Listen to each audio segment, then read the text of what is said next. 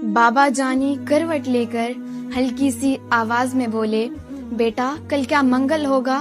गर्दन मोड़े बिन न बोला, बाबा कल तो बुध का दिन है। बाबा जानी सुन ना पाए, फिर से पूछा कल क्या दिन है?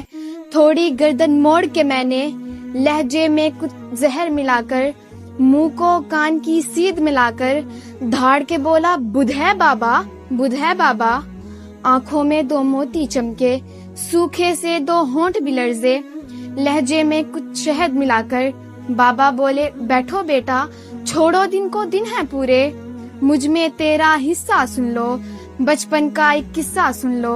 यही जगह थी, मैं था, तुम थे, तुमने पूछा, रंग बिरंगी फूलों पर ये उड़ने वाली, इसका नाम बताओ बाबा। गाल पे बोसा देकर मैंने प्यार से बोला, तितली बेटा। तुमने फिर पूछा, क्या बाबा? मैं बोला, तितली बेटा। तितली तितली कहते सुनते 1 महीना पूरा गुजरा। 1 महीना पूछ के बेटा तितली कहना सीखा तुमने। हर एक नाम जो सीखा तुमने, कितनी बार वो पूछा तुमने। तेरे भी तो दांत नहीं थे, मेरे भी अब दांत नहीं है। बातें करते करते तू तो थक के मेरी गोद में सो जाता था। तेरे पास तो बाबा थे ना, मेरे पास तो बेटा है ना। बूढ़े से इस बच्चे के भी बाबा होते, सुन भी लेते, पर मेरे पास तो बेटा है ना।